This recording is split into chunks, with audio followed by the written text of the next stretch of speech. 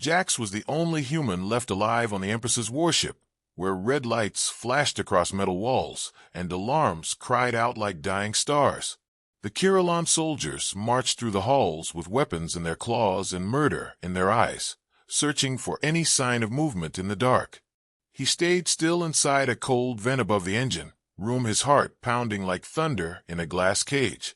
His breath was slow and silent, while sweat rolled down his face mixing with dust and fear. He had watched his team taken one by one, their screams echoing down the corridors as the Empress ordered their deaths. The Kirillon Empress was tall with silver skin and glowing eyes like suns. She hated humans more than anything else in the galaxy. She called them liars, traitors, cowards, and worse, and she wanted their race to disappear forever. Now Jax was the last, and the warship called the Infernal Grace moved closer to the Kirillon homeworld, where he would be killed in front of thousands. He could feel the heat of the engine beneath him, like a slow fire, waiting to eat him alive. The Empress's voice came over the ship speakers, loud and cruel. "One survived," she said. "Find the last one, or you will all burn with him." Jax knew he had little time, maybe hours, maybe less. He pulled out a small tool from his boot, a thin wire he used to open panels and fix machines. He was not a soldier, not a hero, just a quiet engineer from Earth who wanted to build things, not watch them break. But here he was hiding from an alien empire and trying not to die. He crawled through the vents, moving like a shadow over burning metal. He saw the bodies of his crewmates laid in cold rows on the floor and looked away, his chest aching with sorrow. He had to survive, not for revenge, but because someone had to remember. Someone had to live. As he reached the main systems room, he paused and listened. 2 Kirillon guards stood near the door, speaking in their sharp, clicking language. They believed no one could reach this part of the ship, not without being seen. Jax waited until they moved on, then opened the vent and dropped into the room, landing quietly. He touched the control panel with shaking fingers and pulled up the ship's map. There it was, a small supply pod in the lower hangar, and used and unlocked. If he could reach it, he could escape. Not far, but maybe enough to send a signal to any friendly ship in range. But just then the door opened and the guards returned. Jax froze, his hand still on the screen. They saw him. The alarm rang out across the ship again, louder than before. He ran. Down the metal hallways. Past shattered walls. Through smoke and steam. He didn't look back. Footsteps chased him. Shouts filled the air. He turned a corner and ducked into a storage room, slamming the door and locking it. Heavy fists pounded on the outside. He backed away, searching for a way out. Then, a voice spoke from above. "Stop." It was her. The Empress stood on the other side of a glass wall. Her silver skin glowed in the red light, and her golden armor shimmered like a dying star. "So, the last human," she said with a smile that did not reach her eyes. "I should kill you now. But I won't. Not yet." Jax stared at her, breathing hard, his hands trembling. "Why?" he asked. The Empress tilted her head. "Because you interest me. Because I want to know what makes your kind crawl back from death again and again. Because, maybe, I want to understand before I end you." She pressed a button and gas filled the room. Jax coughed and fell to his knees. Sleep pulled at his mind like deep water. The last thing he saw was her face staring down at him. Cold, curious, hungry. And then darkness took him. The last human was no longer running. He was caught, but not yet broken. And the Empress's game was only just beginning. Jax opened his eyes slowly, and the world around him shimmered like a broken dream. He was lying on a smooth floor made of white stone that hummed with strange energy under his hands. Above him, the ceiling stretched high like a palace roof, carved with symbols he did not understand but somehow felt ancient and cruel. The air smelled like fire and roses, and something colder, like metal blood. He sat up groggy and confused and looked around. He was not in a prison cell, and not in a torture chamber. He was in something worse, a golden cage. It stood in the center of a large room with windows that showed the stars, flowing by like rivers of fire. The walls were soft with silk, and the furniture was carved with gems. It looked like a throne room built for a queen, or a trap for a mouse. He stood slowly, gripping the bars, and stared at his reflection on the glass. His face was pale with cuts on his cheek, and his shirt stained with grease and fear. He was the last human. And now, he was a trophy. The door opened without a sound, and she entered. The Empress. Her skin glowed like silver water, and her eyes were suns behind clouds. She wore a robe made of threads that moved like smoke in space, and each step she took made the floor shimmer. Behind her 2 guards followed, but kept their heads low like shadows, fearing their own master. She stopped in front of the cage and smiled. Not cruelly this time, but with something colder. A scientist's smile. A collector's smile. "So, you are awake." Jax didn't answer at first. He was too busy staring at the strange mix of beauty and horror before him. She wasn't just an enemy. She was something else. A storm with a crown. She tilted her head, waiting. "I asked you something. You may answer. I have granted you that honor. Why am I still alive?" He asked slowly. Her smile deepened. "Because I am curious. Because I want to study you. Because I have destroyed your kind, and yet, here you are." She moved closer. "You are the last of your species. And I wonder, what will the last human do when all hope is gone?" Jack stayed silent. His heart raced, but he showed nothing on his face. He knew this was a game, and she held every card. She waved a hand, and the cage opened with a hiss. "Come," she said. He stepped out slowly. Guards tensed, but she raised her hand, and they backed off. She led him down a hallway lined with mirrors that reflected twisted versions of him. One showed him as a king. One showed him as Ash. One showed him screaming. She stopped in front of a small room. Inside was a table with strange tools and machines that pulsed with soft light. "Sit," she ordered. He obeyed. She sat across from him. "Let us begin with something simple. Tell me something beautiful about humans." Jax blinked, surprised. She wasn't asking about weapons or war.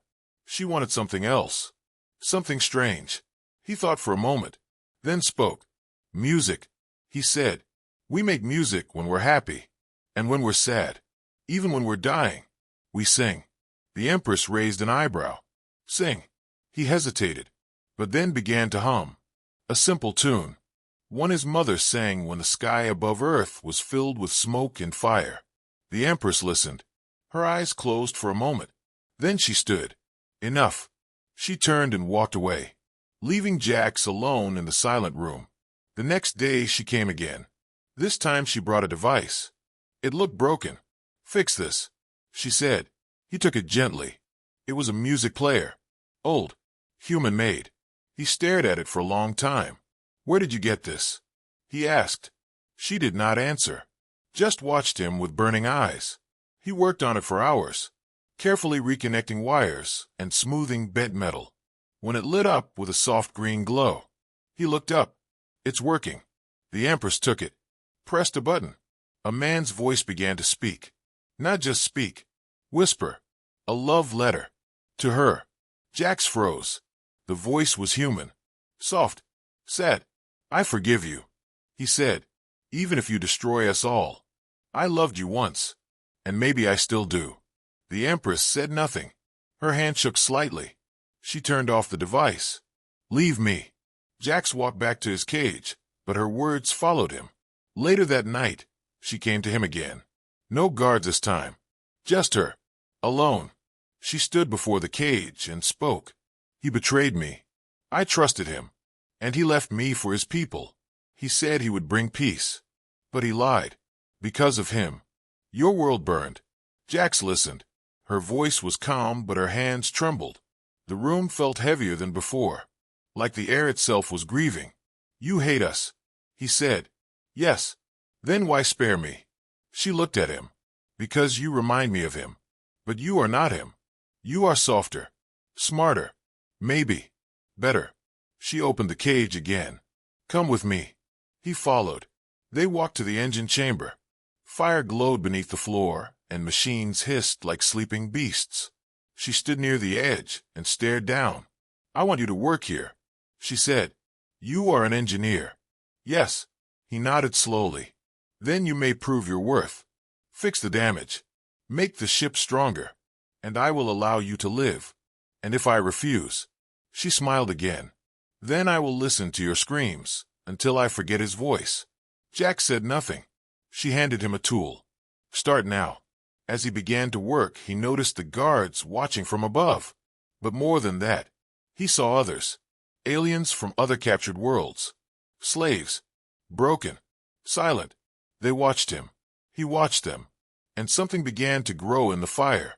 Not hope. Not yet. But the first breath of it. And the Empress returned to her throne. Her game had begun. But Jack's was not just a piece. Not anymore. The engines roared below Jack's as he knelt beside a steaming console, his hands covered in grease, and his mind racing with questions he could not speak aloud. Above him, the sound of heavy boots echoed along the metal catwalks as guards watched from the shadows, their weapons always close, their eyes never blinking. He had been working for days, maybe weeks, it was hard to tell in space, where there was no sunrise or nightfall, only the endless hum of machines and the cold silence between commands. The Empress visited him every few days, her presence, like a storm wrapped in silk, always calm, but always dangerous. She asked strange questions about human stories and dreams, sometimes about emotions, sometimes about lies. He answered carefully, giving just enough to survive, but never enough to lose himself. On the 5th day, she handed him a device that was once used for human memory storage, a small black cube about the size of a palm. "This is broken," she said softly. "I want to know what is inside." Jax took it from her fingers and nodded without a word. He could feel something inside it, something old and powerful, like a whisper buried under time. He worked on the cube in secret beneath the engines, where the noise covered his breathing and the heat masked his heartbeat. The cube was locked behind firewalls written in human code, not military, but personal, emotional. It was a memory drive. He accessed the first layer. What he found stopped his hands. A voice played softly inside his head. It was the same voice from the music player, but now full of sorrow and warmth. She was not always like this. The voice said. She loved with her whole soul. But when love shattered, so did she. Jax blinked. The message was a collection of memories from a man who had once served as a peace ambassador between humans and the Kirillon Empire. And in those memories Jax saw her, the Empress, not as a ruler, but as someone younger, softer, still glowing, but not burning. She and the ambassador had shared meals and stories under alien moons. They had touched hands in secret and written letters in starlight. They had loved. And then the betrayal came. The ambassador had received orders from Earth to withdraw from the treaty and return home. He had begged her to come with him. She had said no. He had left. And Earth had fired the first missile days later. She had taken that pain and turned it into rage, into destruction, into war. She had become the Empress of Ash. Jax sat in the firelight staring at the images, flickering across the screen. He was holding a secret no one else knew. A secret that could burn him alive. The next morning, she came to him again. "You fixed the engines," she said without emotion. "Yes. You found something in the cube." He met her eyes. "Did you know it was his?" She did not blink. "I suspected." "Why keep it?" "Because I wanted to see if you would lie to me. And if I had, you would be dead." They stood in silence as the engines pulsed around them. Then she asked, "Tell me, what do you think of me?" Jax answered slowly, "I think you are someone who was broken and decided to break the world and return."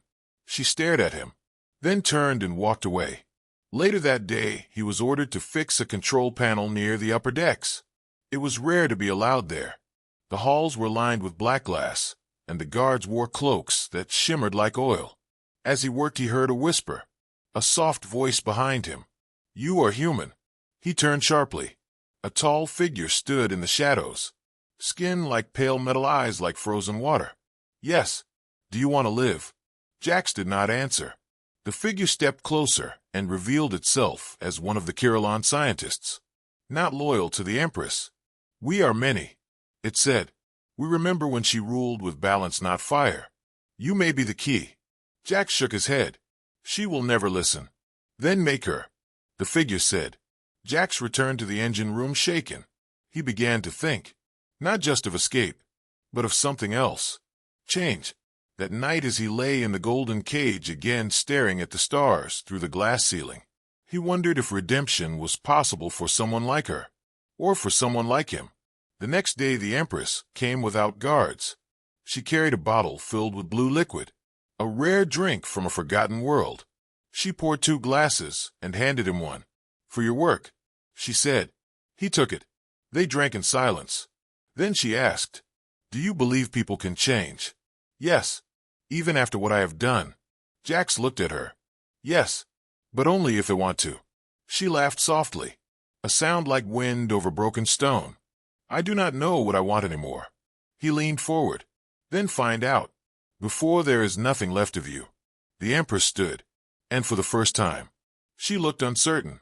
The next morning, Jax walked into the engine chamber and saw something strange. A child, alien, alone, afraid, hiding behind a machine. He knelt.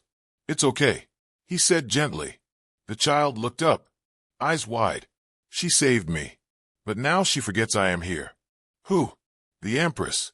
Jax felt a cold shiver. He stood and walked back to his station, his mind full of fire and smoke and sorrow. She had saved someone, and abandoned them too. Was that mercy? Or was that guilt? He did not know. But he was starting to see cracks in the Empress's armor. And through those cracks, something deeper waited. Not just pain, but perhaps a chance. And maybe, just maybe, he was no longer her pet. He was her mirror. And the reflection was growing harder to face each day. The ship drifted through a sea of molten stars as the silence inside the throne chamber grew heavier than gravity itself, while the Empress stood alone in front of a towering window that burned with the light of a dying sun, her silver skin reflecting the fire, as if her entire being was carved from vengeance and regret. Behind her the guards stood in perfect stillness, their faces hidden behind smooth black masks, as if even their eyes were not allowed to witness the storm rising inside her. Jax had been summoned without warning, taken from the lower decks, and marched through golden halls that twisted like the roots of a forgotten tree. The guards said nothing the whole way, and neither did he. He knew something had changed since the day he saw the child hiding near the engine room, and the moment he saw the music cube's memory played back, that final message from the ambassador, who had once whispered "I love you" to a woman who would become death. Now as he entered the throne chamber again, he felt the heat before he saw her, not just the firelight, but something more dangerous, something inside her. She turned slowly, her eyes glowing brighter than ever, and in her hand was the cube, the one he had repaired, the one holding her old pain. "You have seen what lies inside," she said, not as a question, but as a truth already known. "Yes. And now, what do you think of me?" Jack stood still. "I think you remember more than you want to." The Empress laughed, but there was no joy, only smoke and sharp edges. "You think you understand me, little human. You think because you have touched one piece of my past, you have grasped my soul." She stepped closer, and the floor beneath her shimmered as if reality itself bent to her presence. "Let me show you what I am," she whispered. In a single motion, she waved her hand, and the walls of the throne room shifted, turning transparent, revealing hundreds of prison pods floating beyond the chamber, each one containing a different species, all silent, all trapped, all broken. "Do you see them?" she said. "They called me savior once. Now they call me monster. But they obey." Jax looked around, his fists clenched, but his voice calm. "Is that what you want? Obedience built from fear?" The Empress's eyes narrowed, and for a moment she looked like a star about to collapse into itself. "I want silence. I want peace. I want the voices in my head to stop screaming with his name." Jax knew then. This was not about power. This was about a wound left open for too long. He stepped forward. "Then end the war. Let them go." She stared at him, and then something strange happened. She smiled. Not the cruel smile of a ruler, but the broken smile of someone who had not heard kindness in centuries. "And what if I do?" she said softly. "What if I choose peace? What if I stop? What happens to me?" "You heal." She turned away. "I do not know how." Jax hesitated, then said, "Then let me show you." She looked back, her eyes unreadable. "I will give you a test," she said. "Come with me." They walked through a narrow corridor that led into a forgotten chamber filled with relics and remains of her past. Statues broken in half, paintings burned, letters torn, and scattered like dried leaves. She picked up a piece of parchment and handed it to him. It was the ambassador's handwriting. "I kept this," she whispered. "I read it sometimes when I forget how to feel." Jax read the words. They spoke of love and stars and promises never kept. They spoke of forgiveness. She touched the page with shaking fingers. "He lied to me. He left me. He said Earth needed him more than I did." Then she dropped the paper into a fire bowl and watched it burn. "That was my last memory of him." She turned to Jax. "Now, tell me, what would you have done?" "I would have taken you with me." She said nothing for a long moment. "Come." She led him deeper into the lower halls, where the engines whispered like ancient spirits, and the heat pressed against the skin like breath from a dragon. "This is the heart of the ship," she said. "If you truly mean to help me, then fix the imbalance. The core is leaking power, and if it fails, we all die." Jack stepped toward the core. He could feel the pulse of energy running through the walls, and saw the truth. The core was not broken. It was being drained. By her. "You are feeding on the energy," he said. "You are using it to keep yourself alive." She nodded. "I am no longer what I was. I am more. And less. This power keeps my mind from shattering." Jax looked at her. "Then stop using it. You are strong enough without it." She looked away. "I am afraid." He stepped closer. "Then let me carry some of it with you." In that moment something passed between them, not trust, not yet, but the beginning of something softer than steel and stronger than fire. She reached into her robe and pulled out a small shard glowing with energy. "Take this. It is a key to my inner chambers. There you will find the truth I have hidden even from myself." "Why give this to me?" "Because I do not know who I am anymore. And you, a human, may be the only one left brave enough to tell me." Jax took the shard and nodded. "Then I will find your truth. And if I can, I will return it to you." She turned and walked away, leaving him standing in the chamber filled with fire and sorrow. He looked down at the shard. It was warm in his hand. Not hot, not cold, just alive. And in that moment Jax knew the Empress's desire was no longer to destroy. It was to feel something again, even if it burned her to ashes. And perhaps, even if it burned him too. The walls of the Empress's dreadnought pulsed like a sleeping beast as Jax moved through the inner chambers, guided only by the dim glow of the shard in his hand and the echo of questions that never left his mind. Each step took him deeper into the heart of the ship, a place no outsider had ever reached, where whispers of the past still clung to the metal and shadows remembered the shape of forgotten pain. He had hidden the shard inside a hollow tool to avoid suspicion, and told the guards he was sent to inspect the coolant lines. They did not ask questions. They never did. Not when the order came from the Empress herself. Jax walked in silence, his boots echoing through the corridor, while the weight of his task pressed against his spine heavier than any weapon he had ever held. The Empress had given him a key to her truth, but he did not know if it was a gift or a test or a trap. He only knew one thing. He had to find whatever lay hidden behind the inner vault, and uncover what even she had buried beneath centuries of rage and silence. He reached the door. A smooth wall of dark metal, with no handles, no buttons, no lights. Just emptiness. He held the shard up, and it pulsed with blue light.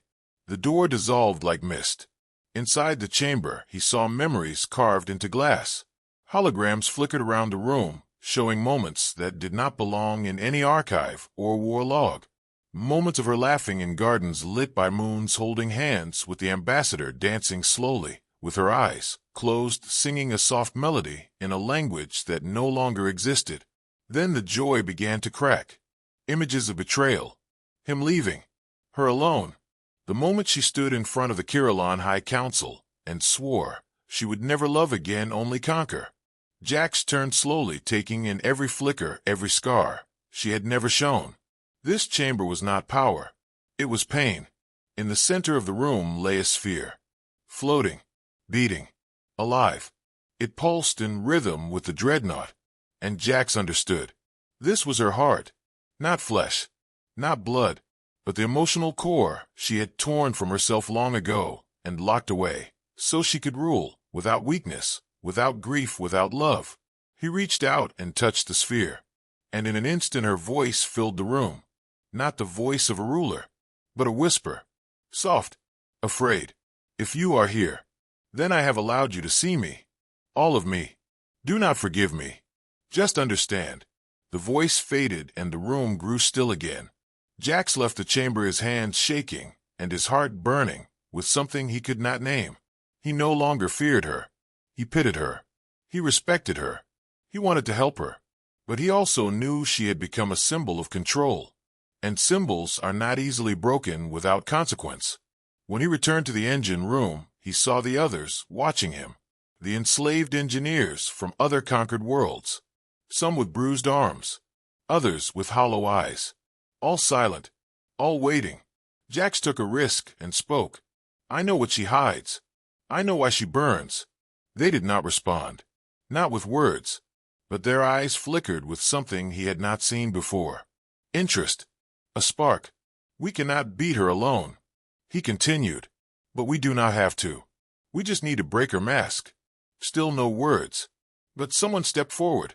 A tall alien with scars running down his neck and fire in his stare. What do you want us to do? Jax looked around. We start by listening. Then we plan. Over the next days, Jax moved quietly. Fixing panels. Rewiring circuits. Mapping every blind spot in the security grid. The guards noticed nothing. The Empress came to him less frequently. Each time she did, she asked fewer questions. Her mind seemed elsewhere. Fractured.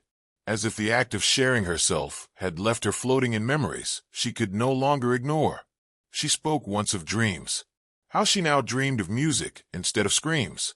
How she saw faces from her past every time she closed her eyes. She did not tell him that the sphere was weakening, that her control over the ship had started to flicker, that her thoughts often spiraled into silence. And Jax said nothing of the uprising growing in the engine decks. They called it the silent uprising, not because they had no voice, but because their voices had been stolen for so long that now their silence had become a weapon. The first strike was not an explosion. It was a power outage in the eastern wing. Small, unnoticed by most, but it caused the guard shifts to change.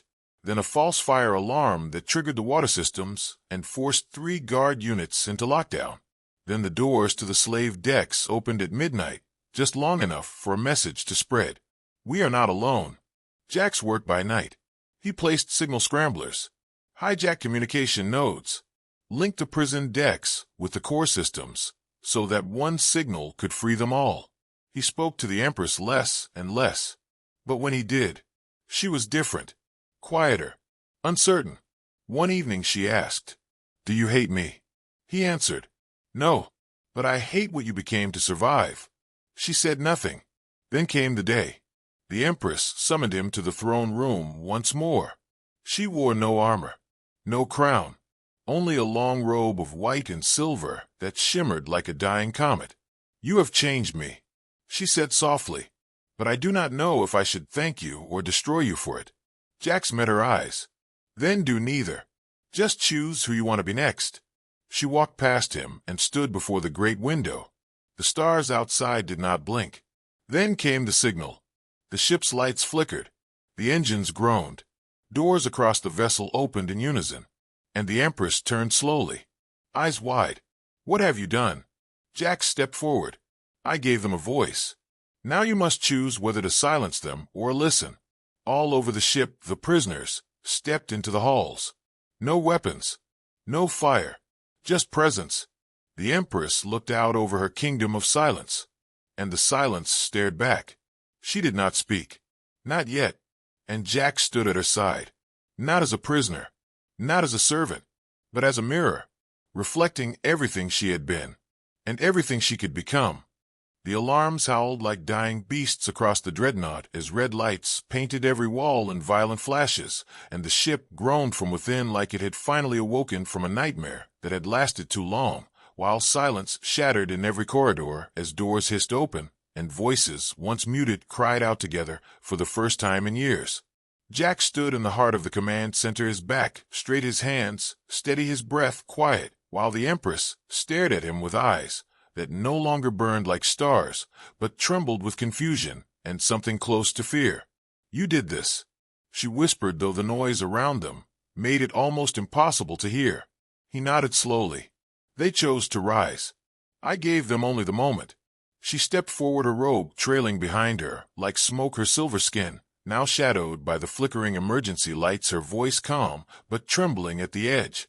They do not understand what I gave them. Peace through order. Strength through control. Without me, they will fall into chaos. Jax met her gaze. Maybe. Or maybe they will rise higher, without fear, choking their lungs. Maybe they will remember freedom. And maybe they will remember you as something more than a name carved into ash. She turned away and looked out the massive window that showed the riot of movement below. The lower levels burned not from fire, but from light. Cells had opened. Barriers had dropped. The prisoners were moving like waves, not to destroy, but to reclaim space that had always belonged to them. The guards fought but hesitated. Too many. Too fast. Too loud. Whispers had spread like wind. The Empress was no longer watching, and without her stare the world began to breathe again. Inside the command center, a guard stumbled and wounded and wide-eyed. My Empress. The engines are failing. Control panels are dead across sectors 6 through 9. We cannot hold them back.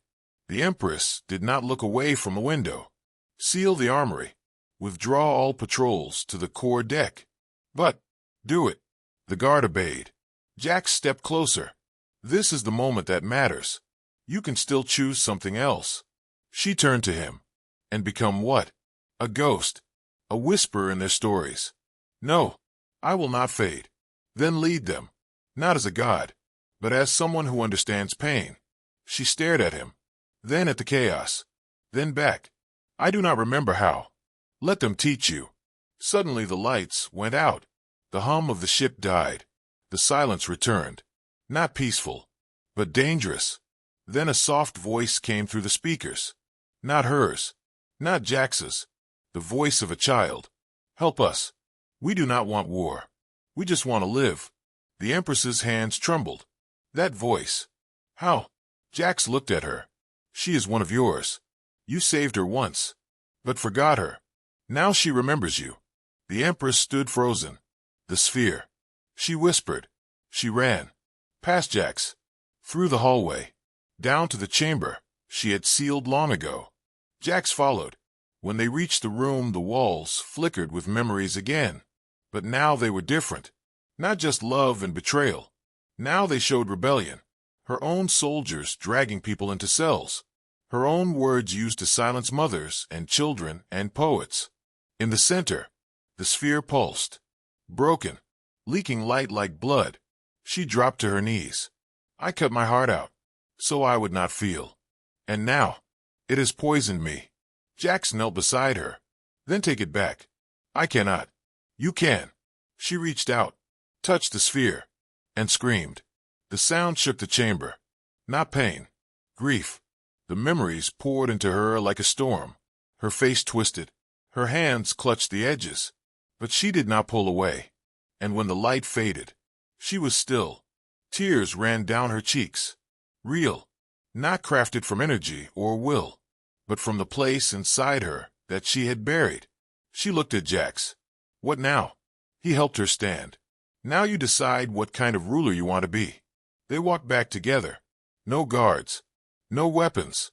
When they reached the command center again, the fighting had slowed. The prisoners had taken the hallways, but stopped. Waiting. Waiting for her. She stepped into the light. They stared at her. Some raised weapons. Others hid behind makeshift shields. Jax moved beside her and raised his voice. She is not the same. She remembers. No one spoke. Then the child appeared. Small. Brave. She walked up to the Empress and held out her hand. Do you remember me? The Empress knelt. Yes, I do. You forgot.